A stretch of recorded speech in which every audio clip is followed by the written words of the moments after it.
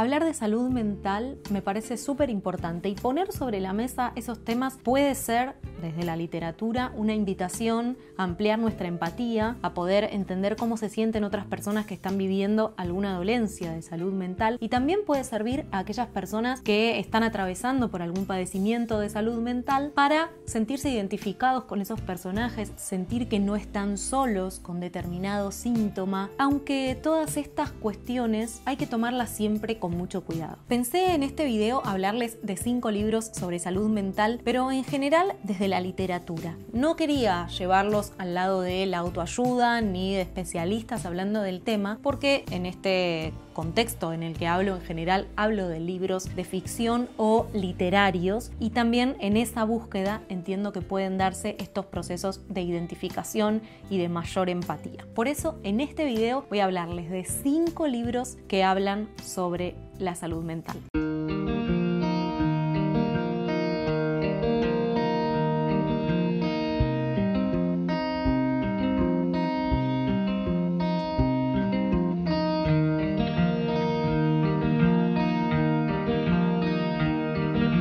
Antes de empezar con la lista, quiero hacer una aclaración.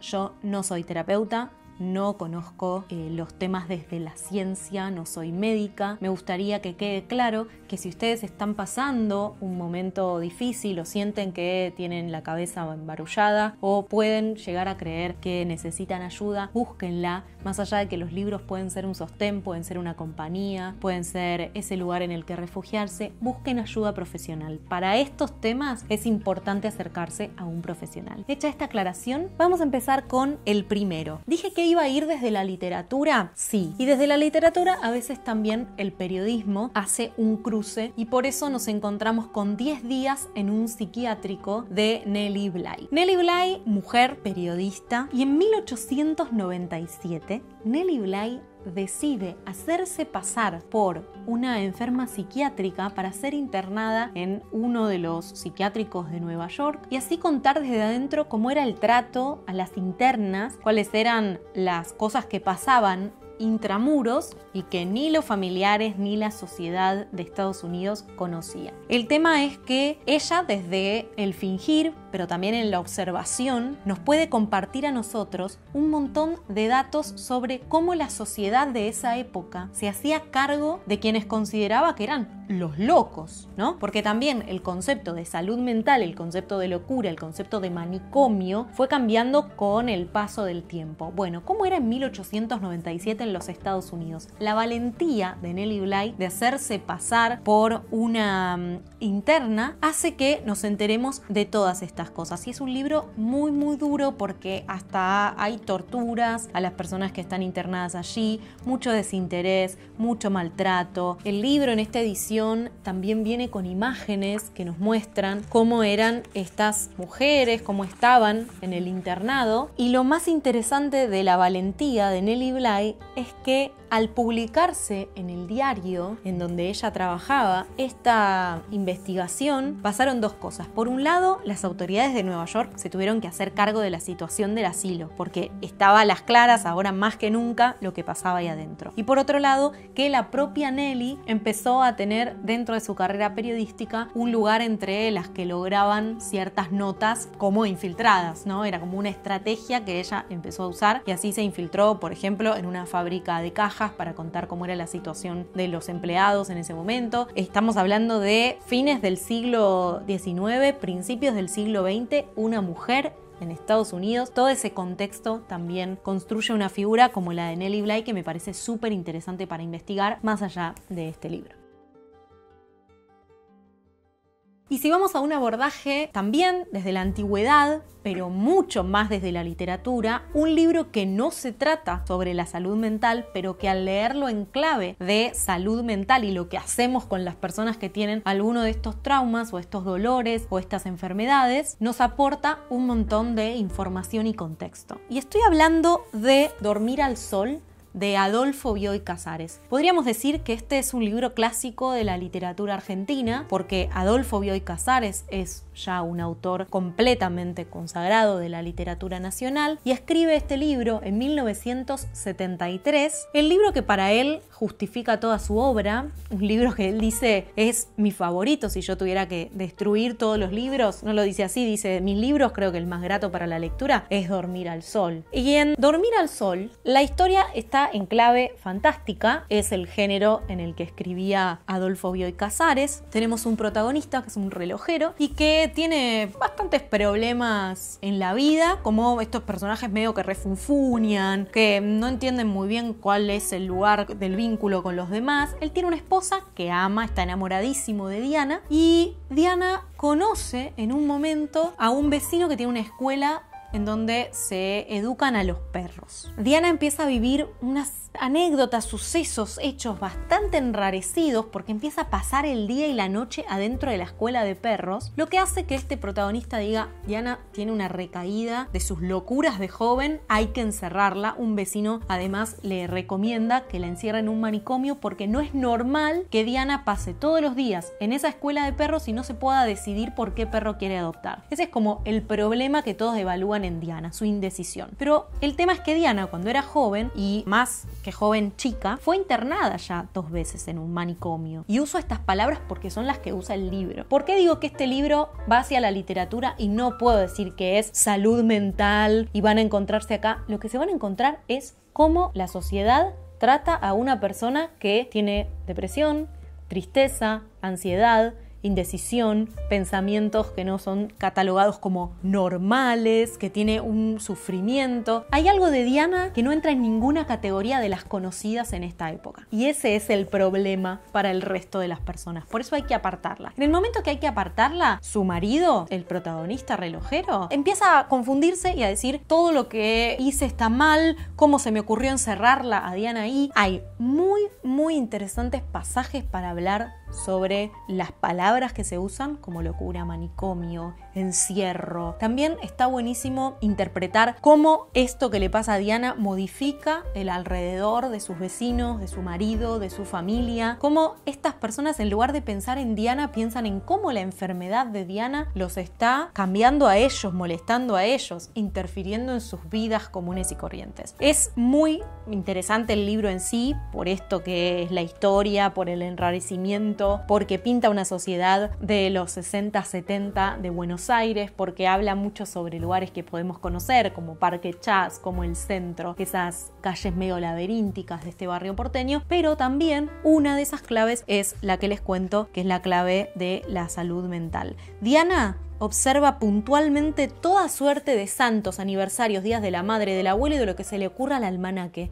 a quien disponga en la materia, de modo que no tolera esos olvidos. ¿Diana tiene obsesión? ¿Diana es ansiosa? Todo esto lo podemos o suponer o interpretar. Les voy a hablar de la novela Barullo, de Valeria Sol Groisman. A Vale la conozco porque fue mi profesora cuando estudié periodismo y hace un tiempo, cuando sacó esta novela, me dijo, me gustaría regalártela, así que lo acepté de corazón, pero como no siempre estoy en condiciones de poder acercarme a libros con estas temáticas, atrás dice una novela sobre la ansiedad, dije, bueno, voy a esperar un tiempo para leerlo. Y aproveché que estaba armando este listadito de libros y fui a esta novela y me encontré con una novela súper generosa que ya les voy a contar para dónde va, pero primero quiero agradecer porque este trabajo se puede hacer gracias a todas las personas que deciden acompañar el proyecto, apoyarlo económicamente y dejar ahí como su granito de arena para que Por qué leer siga creciendo y tengamos ahora, por ejemplo, a Lucía haciendo cámara, a Luz editando, en postproducción también al equipo, y eso me pone muy contenta porque significa que les gusta lo que hacemos, así que les agradezco. Y si ustedes también se quieren sumar,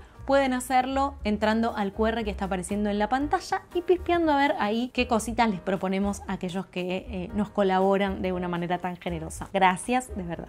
¿Qué pasa con Barullo? Barullo tiene una protagonista, ella es Maca. Y cuando arranca el libro, Maca está por salir a la calle después de casi un año de no poder pisar la calle. Nos encontramos con su mente, porque ella escribe en primera persona y por momentos tiene conversaciones con su voz interior. Es una mente que también tiene como, entre comillas, ¿no?, su propia personalidad, porque es esa voz que no sé si a ustedes les pasa, pero en mi cabeza pasa muchísimo, que va como guiando, interpretando, ayudándonos a volver a una cierta senda. Bueno, mientras Maca piensa una cosa, conversa con esa voz interior y se pueden dar los resultados de ese vínculo, no sé, como de la mente, ¿no? Nos encontramos con una novela con cabezas al sol, abiertas, para que las podamos explorar, para que las podamos mirar. Entramos a la cabeza de Maca, en otro capítulo entramos a través de una primera persona a la de su vecina y también a la de la abuela de Maca. Y entre la construcción de estas tres voces, la que se prioriza es la de Maca porque es la que está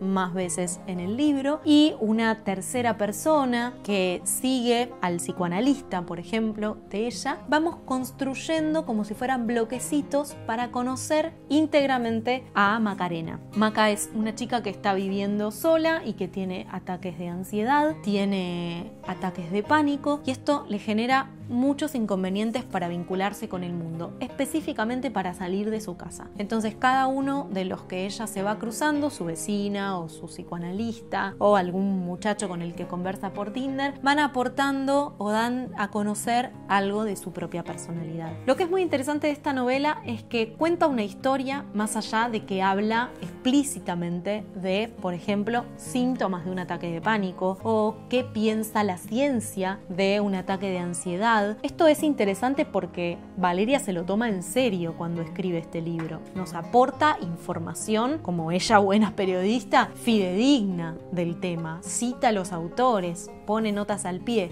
pero no deja de ser una novela de ficción. Es una historia que tiene condimentos de la realidad citados, incluidos, incorporados en la narrativa. Para mí es una muy buena manera de acercarnos a un tema, sobre todo si por ahí no conocemos lo que nos pasa o, como les decía al principio, somos alguien que está cerca de otra persona viviendo algo así y nos puede ayudar a empatizar. Muy en la línea de 10 días en un psiquiátrico, vamos a ir a S3, una memoria, ese es el subtítulo que tiene en castellano, y este libro de Beth Howland es justamente las memorias de Beth Howland después de que es internada en un psiquiátrico por haber intentado suicidarse. Antes de eso pasa por el hospital, ahí tienen que hacerle todos los estudios y todo el tratamiento para que ella pueda desintoxicarse, pero después de ahí la llevan a un hospital psiquiátrico. Estamos hablando del año 1974. Este fue el primer libro que escribió Beth Howland y la rescataron porque encontraron su libro medio en una mesa de saldos, alguien lo levantó, lo leyó y se reeditó. Beth Howland entonces queda internada en este psiquiátrico y nos cuenta en primera persona lo que se vive siendo una interna, es decir, viviendo su propia enfermedad, lo que ella siente, pero también lo que ella observa. Es como una especie de cronista, por eso la unía con el libro de Nellie Bly, porque logra de alguna manera unir ambas situaciones, lo que ella le está sintiendo con lo que quiere contar, y de esa forma también hacer un registro de lo que pasa ahí adentro, cómo vive cada uno de los internos las circunstancias del día a día. Tenemos, por ejemplo, a la que todo el tiempo se quiere ir a la casa, tenemos a la que fue internada ya un montón de veces, ella misma tratando de entender qué es lo que siente, qué le pasó, por qué le pasa esto con los demás, estos vínculos que tal vez tenía como parte de su vida con su mamá, con su familia, con sus hijos, y ahora al estar distante puede empezar a analizar. Es una novela, vamos a decir así, realista, porque es la historia real de Beth Howland, pero con la parte novelada, porque es literatura al fin y al cabo. Les quiero contar que mi primera experiencia con el libro fue de necesito tomar distancia de esto que me estás contando, porque aunque no es duro, no es que hace hincapié en, por ahí como en el Bly que habla de torturas dentro del psiquiátrico, no es tanto eso, pero sí se interpreta mucho la soledad, la sensación de estar como drogado, porque bueno, adentro del psiquiátrico los médicos te están atendiendo y hay algo del tratamiento que se sigue, por lo menos en esta época, que es así, y eso puede ser bastante duro. Si alguna vez incluso lo viviste o lo sentiste o alguien cercano a vos lo pasó, puede generar ganas de tomar distancia. De todas maneras, maneras, en mi segundo acercamiento con el libro fue mucho más ameno, ya sabía con lo que me iba a encontrar y eso hizo que me acercara de otra manera. Y ni hablar de que en esta edición, que es la que tengo yo, la de Eterna Cadencia, Inés Garland, que es la traductora, hace un hermoso trabajo también, porque permite que la poética que puede llegar a tener un libro que habla sobre un psiquiátrico y que transcurre en un psiquiátrico es también sorprendente que lo haya logrado. Lo técnico y lo vincular, los sentimientos, lo más afectivo son los cruces que hace este libro.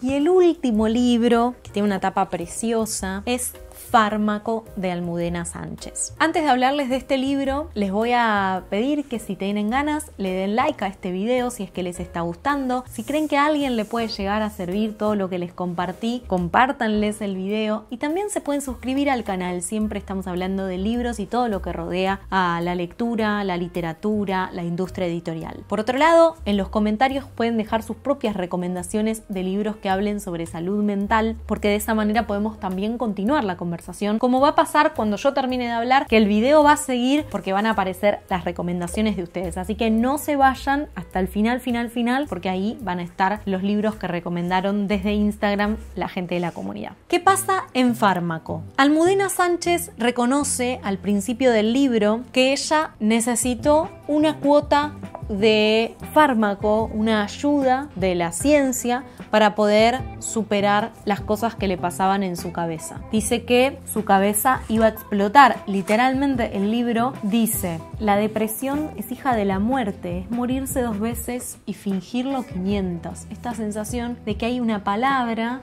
como es la depresión, que no se toma en serio, que la gente dice, bueno, dale, arriba el ánimo, dale, levantarte de la cama, cuando en verdad se trata de una enfermedad que necesita un acompañamiento, un especialista. Entonces ella cuenta en este libro de forma muy valiente también cuáles son los distintos sucesos que le ocurren, cuáles son las circunstancias de su vida desde el momento en el que empieza a tomar la medicación para tratar su problema de salud mental. Eso nos vuelve a nosotros partícipes, testigos de alguna manera de lo que podríamos llamar la recuperación, porque curación ya sería demasiado hilar muy fino, pero sí la vamos acompañando en la recuperación de esa Almudena que había antes de una enfermedad de salud mental. Y digo que es muy valiente y también voy a decir que es muy generosa porque comparte cuestiones de su intimidad, como por ejemplo cosas de su infancia, hechos que la marcaron, que la traumaron, que le dan todavía hoy consecuencias muy dolorosas, y eso es lo que de alguna manera termina desatando sus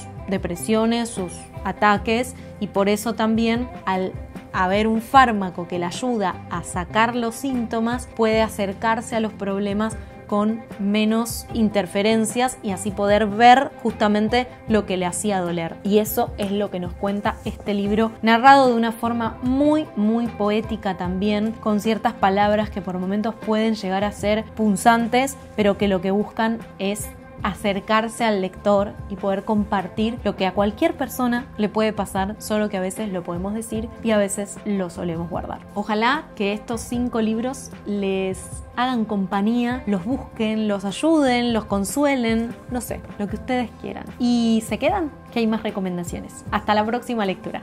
Chao.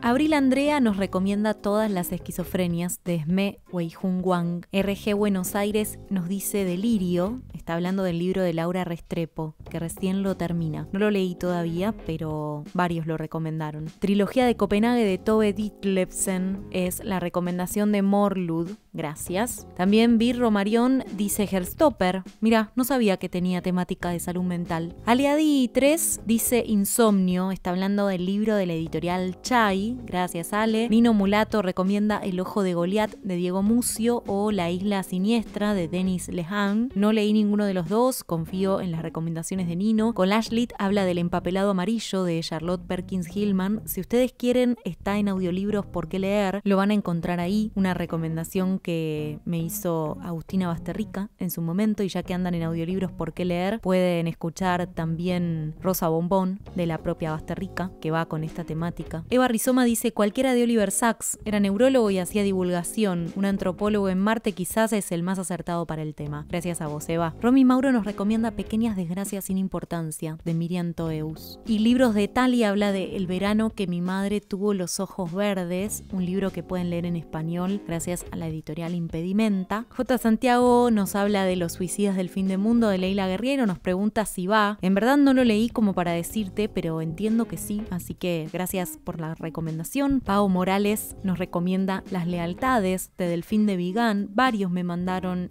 como uno de los libros con la temática de salud mental. Noé Lialza habla del peligro de estar cuerda, de Rosa Montero. Y May lee libros, recomienda Los renglones torcidos de Dios. Gracias a todos y a todas por sus recomendaciones. Hasta la próxima lectura. Chao.